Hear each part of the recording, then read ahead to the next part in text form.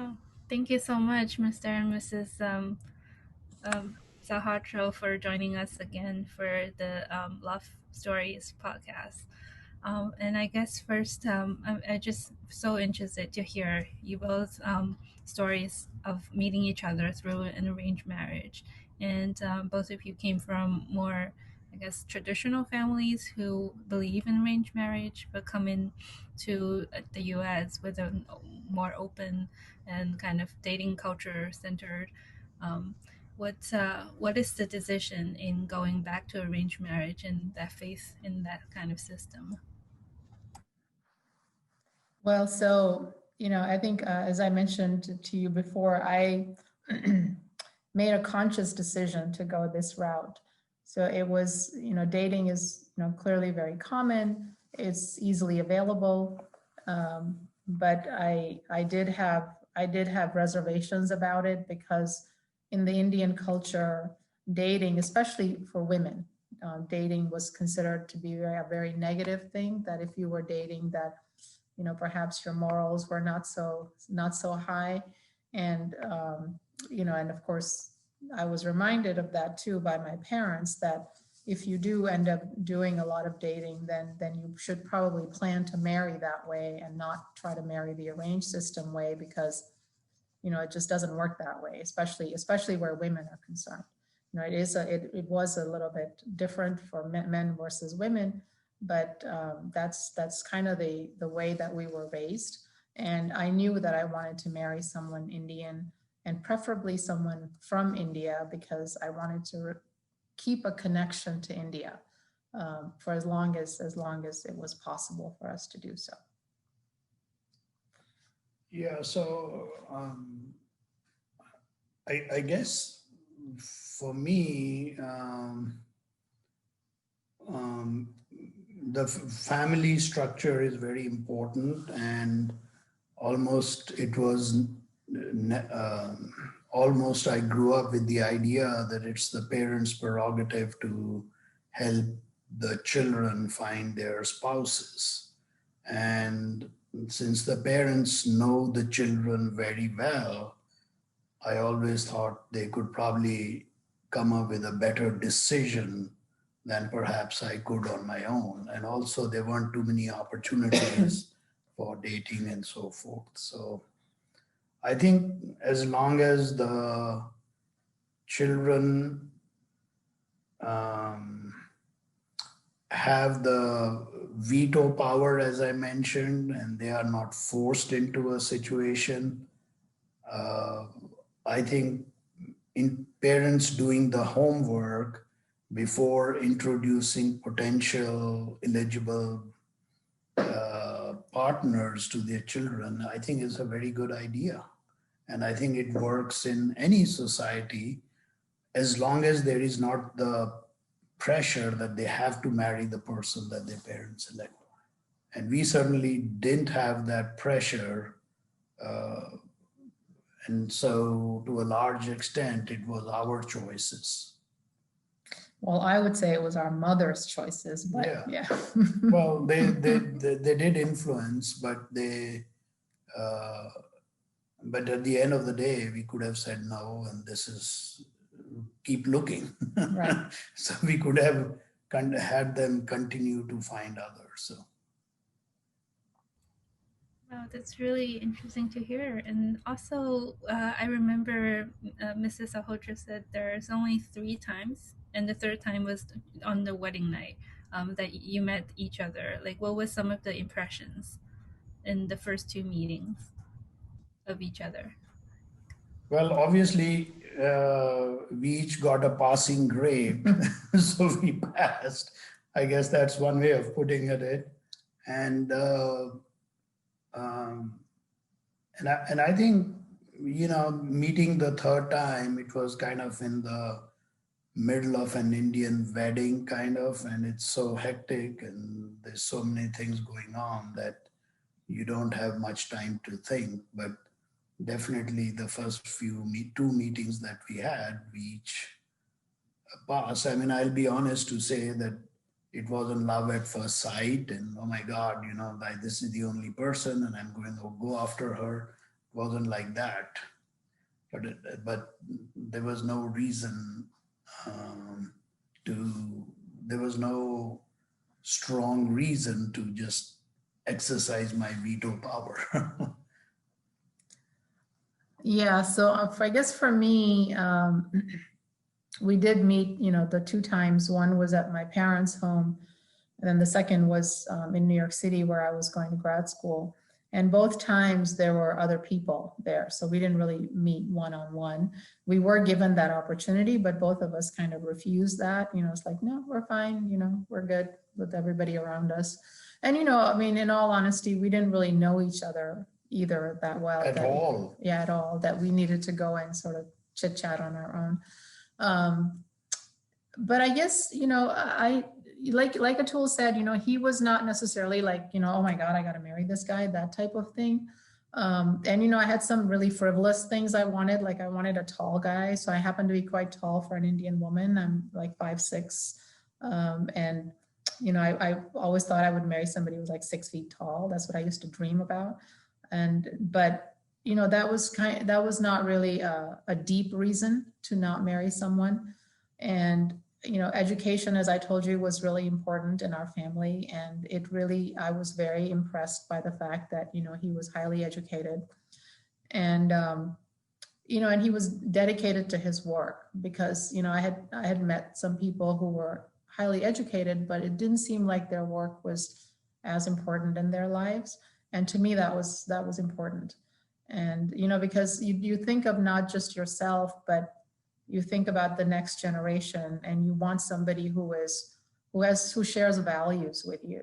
And we didn't meet when we were 19 or something. We met when we were in our mid to late 20s, and so we kind of knew what we wanted in our spouse.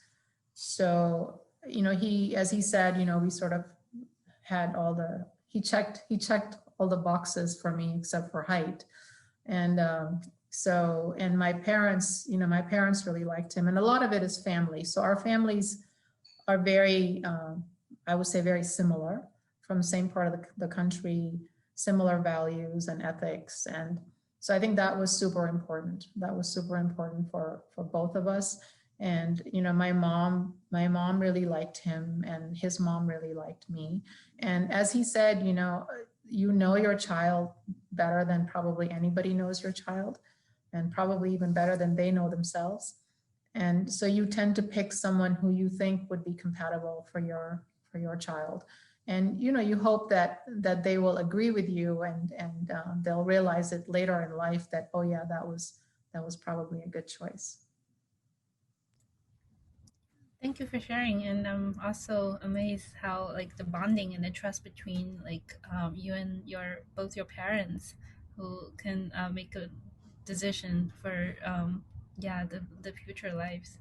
And I'm also wondering, like, was there any kind of mentality of like the missing out, I guess, which is in the younger generation would be much more prevalent, like the dating culture. And like we were talking about, Puna was talking about how we were in the younger generation, people kind of have this really fast turnover, and like was that kind of mentality ever existent and come into a decision? I'm sure I thought that. I mean, I'm sure I thought that, oh, I haven't dated. And, because the opportunities did present themselves. I just chose not to take them. So maybe sometimes I might have thought that, oh, I wonder what that whole dating thing would have been like, because everybody's like very excited and when they're dating. But no, maybe early on, maybe when I was, probably in college, I'm sure I thought about it then. Because, at that time it's hard because there's a lot of pressure on you, right, from your peers, and your parents are not right next to you. So it's like, well, why can't you go dating? Why can't you go out and this and things like that? And it's very easy to say, yes, I will. And, how is that next person ever even going to know that I did, right? I mean, I'm not going to tell them, but, it's like a decision that once I made it, I decided, okay, that's it. I mean, you see that people, you like them and you talk to them and you have friends and all, but no, I don't think at that time, at the time that I made my decision, and later, I've never regretted that. Yeah, I think by the time we got introduced and um, got married soon thereafter, uh, I think the timing was right. I'd finished all my education and, had a good job. And so that was kind of the obvious next step. At least that's the way I was brought up. So, yeah, it was okay. Great. Thank you.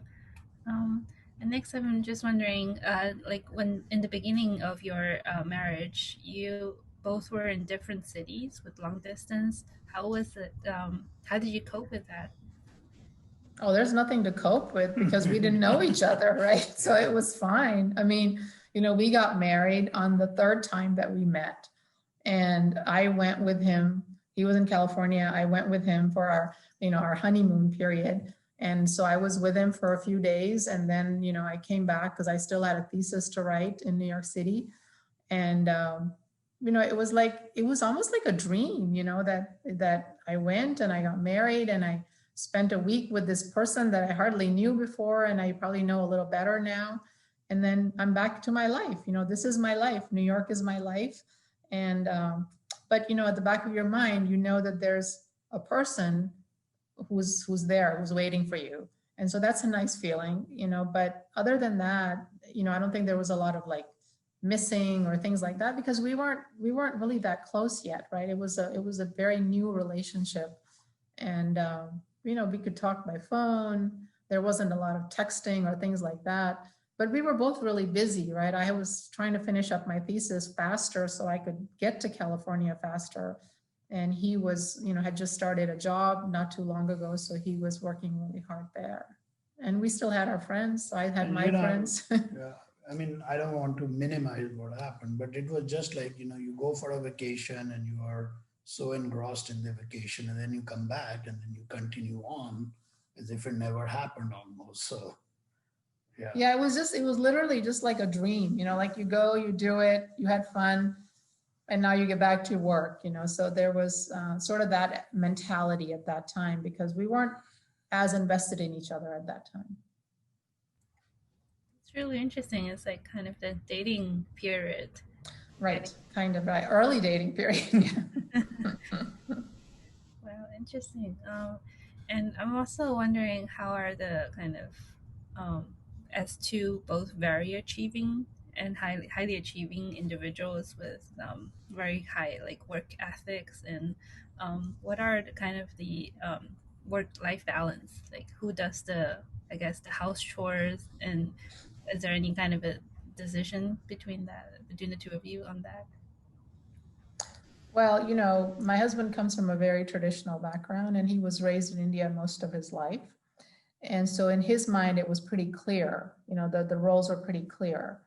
And, his sister is a professional. She's a physician. His sister-in-law is a professional. So it wasn't that he hadn't seen, professional women or how to deal with that. But, I think for the most part, he continues to feel that way. And I'm sort of okay with that. I think I did definitely have a different thought process than him. But, he's traveled a great deal with his work. So I kind of naturally got to taking care of the home and taking care of the kids more. He does do he does all the financial stuff. So I don't have to at least ever worry about that. A lot of the outside stuff he does, groceries and things like that. So we never really talked about it. I don't think, it just sort of fell into place. And yes, of course, I'm sure, we disagree about things like that as well, but for the most part, it's been okay, I think. I don't know. What do you think? Yeah, I think it's fine, but the traditional, if I said there was a dream, I would have probably not have my spouse working full time. And and perhaps not work at all and just focus on the house and kids and everything else that goes on. And I think that's a full-time job plus more. But, over time, I think, as my wife has often reminded me, it's actually better for women to be working also and not just be staying home all day with the kids. And they can perhaps better guide their children and having experienced the work environment also. So I think it's worked out fine. Yeah, that's But true, but actually. I think if you look at the, I mean, we've never done that. But if somebody were to sit down and say, okay, we both work full time. Now let's sit down and put how many hours do you work on non-work related stuff and how many hours do I work? And I think it will, time wise, it's probably about the same. And we've never done that, but that'll be kind of perhaps an interesting exercise to do because, the outside work, groceries, financials, I mean, all that ends up taking a lot of time. uh, the only difference is that dinner time is very fixed, more or less, whereas the financial work can be done in the middle of the night and nobody else sees it because you're the only one awake working on it. Or, groceries can be done at odd hours. So there is more flexibility there. But in terms of time, both of us probably spend about the same amount of time running the household, I think. Yeah, I think, I do actually did remind me when Atul was talking that he didn't love the fact that I worked full time. In fact, he thought that things would suffer because I worked full time. My mother-in-law did not work full time. She worked full time at home, which is, I think, a lot more work than actually going out to work. Um, and she raised a large family. He has 4 siblings, so she raised 5 kids and did a tremendous job doing that. My mom, for the first part of her married life, didn't work, and worked in the second part because she, out of necessity, she really had to work. So it was not something that he grew up with, or that I necessarily grew up with either. And I think he would have preferred, that I stayed home, because I didn't, financially speaking, I think, he provided really well for our family, that I didn't have to work. But after the training that I had received, I couldn't envision myself not working. So that was just something that I needed to do for myself. And I'm sure there are things that suffered because I worked. I don't think my kids suffered because of that, and that was super important to me. I did make sacrifices. I changed my jobs to teaching instead of research to make sure my kids don't suffer. But as far as having an immaculate and perfect home, that probably is not something that ours is, as compared to somebody who stays at home all the time. But it was a conscious decision. That was also a conscious decision, and I'm sure it created some strife between us, but overall, I think it's been okay, and I think he's sort of come to terms with it. And I try to accommodate, knowing that has a certain type of mentality, and that it's probably best to accept certain things than to fight about them all the time. Yeah, I think for the next generation, what is important is to be clear what the responsibilities are. It doesn't matter whether the wife is the what is called the breadwinner and the husband stays home. But there is work that has to be done to to raise a family and run a household. It doesn't run by itself. And that responsibility should be very clear, who's going to do what. I think that's far more important than, whether I cook or she cooks, or I think that's not so relevant. And as I said, I think the amount of hours that each one of us spends in running the household, other than our jobs, is probably about the same. And I think it should be about the same. So, so if there is a message for the next generation, doesn't matter who's the chef at home, but if somebody is a chef and somebody prefers to be the cleaner and somebody prefers to be the runner, that's fine, but at least figure it out so that there is no, otherwise there's confusion all the time, and that shouldn't happen. And I think, that brings about another word in my mind, and that is compromise. So I think in a marriage, or just like any relationship between people, you're never going to agree on everything. And so you're going to have to compromise. Otherwise, the problems are going to become so huge that you're going to might want to walk away from them. And so you either compromise or you walk away. And you have to decide how important it is for you to not walk away.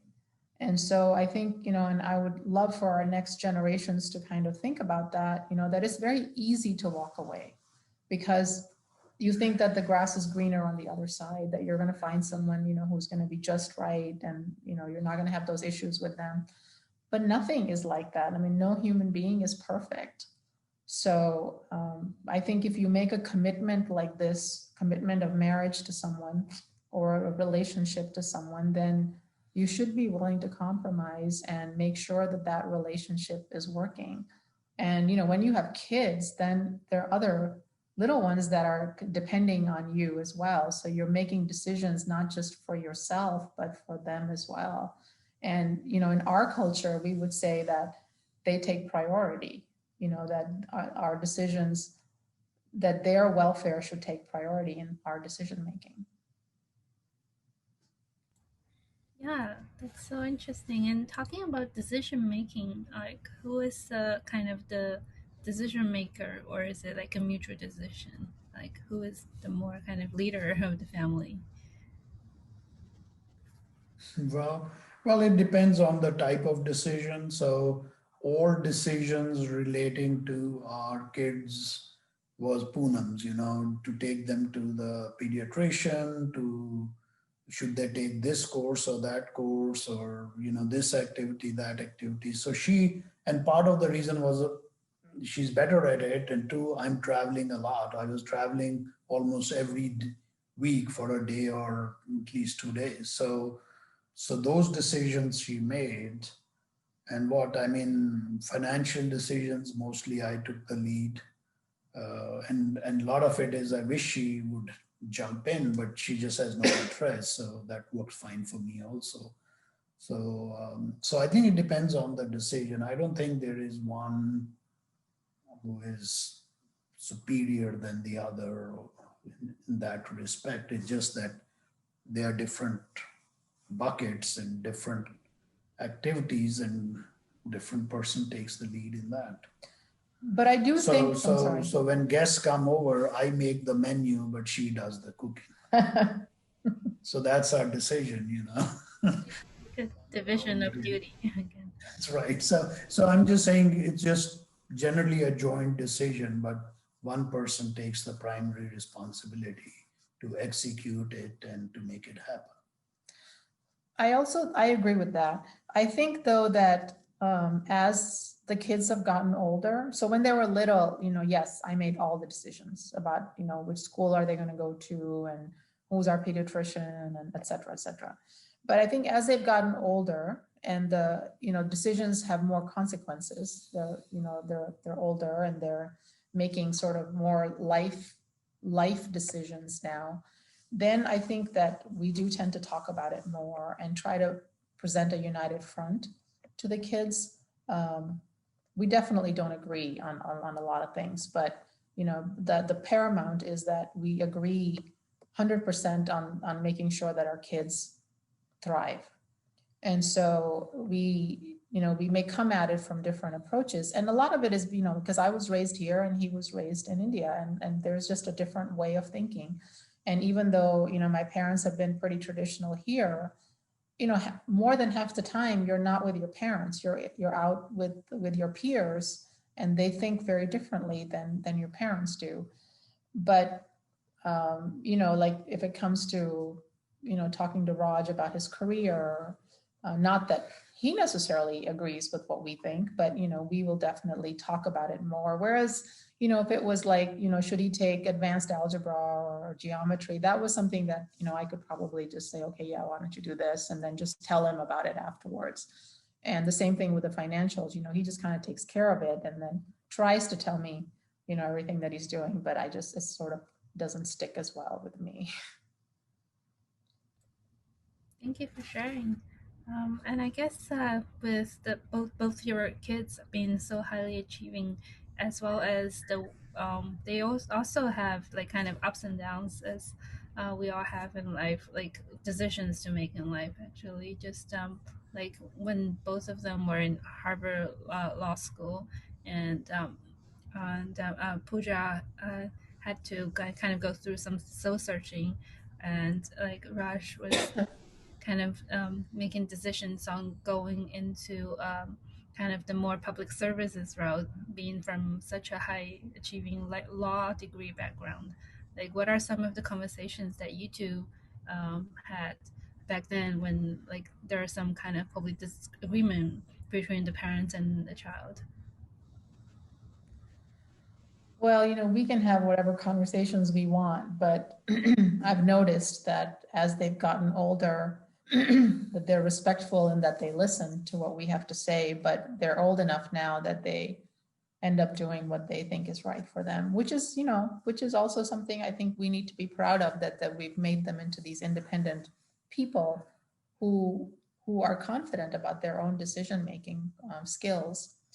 But, definitely, I and Atul both, and maybe, a lot of people in the world would say, why the heck would somebody leave Harvard Law School? You worked so hard to get into that. She studied for a long time to take her LSATs and obviously worked really hard when she was at Yale, that she would have a lot of choices when she graduated. And she gets into all these fantastic, law programs. And then she starts and she's very happy. And then she decides that it's not for her. And yes, you can have doubts about the programs. And, I was in a PhD program and I thought at times, like, what the heck am I doing here? Do I really need to get a PhD?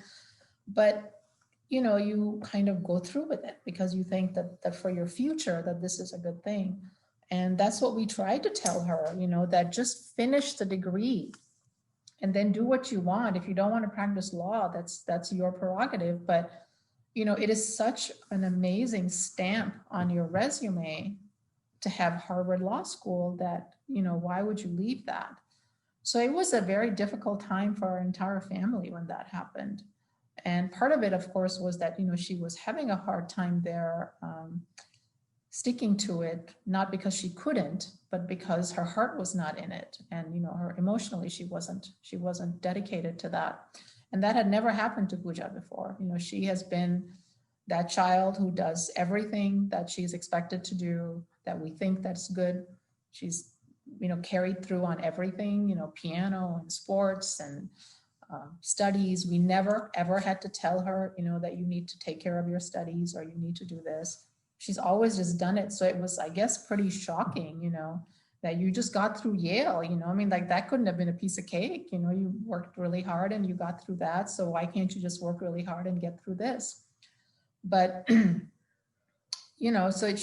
she was sure of what she wanted. And, first she of course came home and just requested time from Harvard, which they were very nice about giving. But then as she sort of pursued other interests, the biggest one being writing, she realized that that's what she wants to do. And that's, where she's at. So it wasn't that we didn't go through a lot of soul searching ourselves, but at the end of the day, you just have to allow a person the freedom to do what they think is right for them. So, but yeah, there's been other times that things, we've had to kind of think about things like, Raj, when he was looking for what to do after Rice, he got into McKinsey for an internship program and he didn't take that, or a job, I guess. He didn't take that. And that was highly disappointing to Atul. And because he thought it was a wonderful opportunity, because it's a company that does a lot of good around the world and also, and you'd have many different opportunities if you were to be with them. He chose instead to join Teach for America. And again, it was something that, that maybe we didn't agree with, but at the end of the day, you know, that's what he wanted. And he considered what we said, but that's what he decided he wanted to do. And I think that our job was to basically get out of the way and just support him the way we could. And that's the way I look at it. Yeah. Well, I don't have much to add, but you know, there are, I would honestly still feel that if he were to be in the corporate world, he'll be fine in many ways. But you know, at the end of the day, we are lucky that we have many different ways to make a living and be a good citizen and support the community. And I think both our kids are hopefully doing all those three things. You know, they'll make a living, maybe not as lavish as being a partner at a big law firm, but I think they'll be able to take care of themselves. And then they are contributing to society and they are being good citizens. So I think that's very satisfying. Would something be better? I don't know. It seems some things are better, but grass is always greener on the other side. So I think what they are doing is just fine. And as long as they maintain their good health and good attitude and think about others also, it's fine. And yeah, so I think it's good. And as I said, you know, if your avocation is the same as your vocation, you are the happiest person. And so, you know, I think both of them are doing what they want to do and they are both productive things. So I think it's good. Yeah, actually, I think that our kids have found their passion faster than at least I found it. Because, you know, I had a parent who wanted me to go in a certain route and I abided by that. Whereas, you know, these guys understand what they want and they know how to get it. And they are like, yes, I respect you, mom and dad, but, you know, this is what I'm going to do. And, you know, they have the big advantage of having choices. When I came to this country or when I went to Thailand for my master's, I had no choice. I went to an engineering program, and if halfway through I thought, well, I'll do something else, I didn't have that choice. Even if I hated it, which I didn't, but suppose I were hated being in the PhD program, one way or the other, I would finish it because I just didn't have a choice. Whereas we are lucky our kids have choices, and we are lucky that they've picked a good choice, you know, that is productive and good for the society and good for them too. So I think they have that choice, and it's a luxury that they are enjoying. Yeah, that's wonderful. You're so supportive of your kids, and like yeah, embracing their differences. And I'm also wondering, like, for you two been married for, is it like 40 years, 50 years? 33. 33 years, yes. Wow. Like, what's the secret of like marriage? If you would kind of help us understand. I think it's in your mind that part of it is that, you know, you got married and yes, you have to compromise and everything is not perfect all the time. And yes, there are times when you just fight it out and then come back, but this is what you have to make it work. So some of it is definitely the mindset with which you go in that, you know, I've got to make it work. And of course, there can be situations where some things are totally intolerable and then you just go your own way. But we are lucky we don't have anything like that.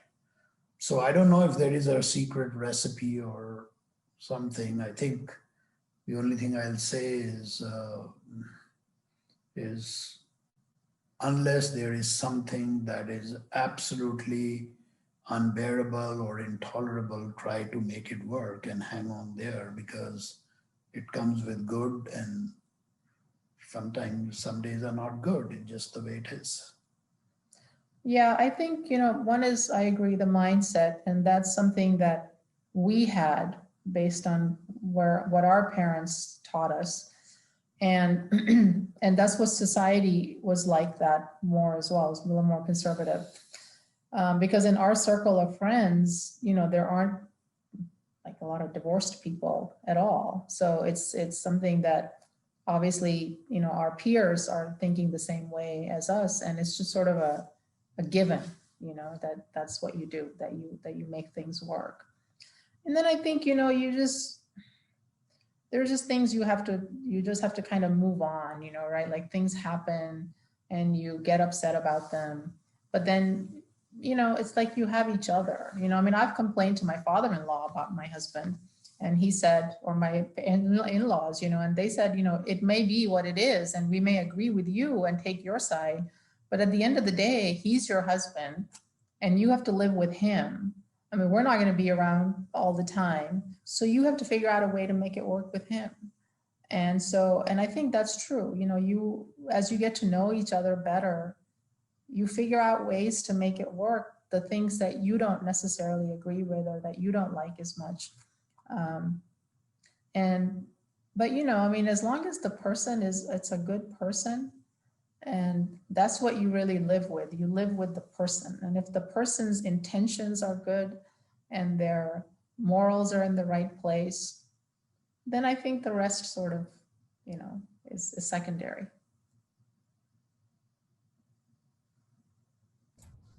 Thank you so much. That's all of my questions. Do you have anything else to add that I haven't asked? No, that's it. Not from me. No, I think, it's been a very nice ride, and we've had a lot of great experiences, and we're proud of what we've accomplished, in our own rights, professionally, and also together as a family. I think that we deal with society and other friends and families in a good way. We have a good circle of friends, and we're always there to help our friends and our family. We're always standing with them, and I think that's a mark of a strong family, and I think that we've created that. So I would hope that our next generations to come will continue to do that. Will continue to make families strong and be accepting and work hard, and maintain high ethics, and remember that you come from strong roots and that you'll go far. Thank you. Thank you. Thank you.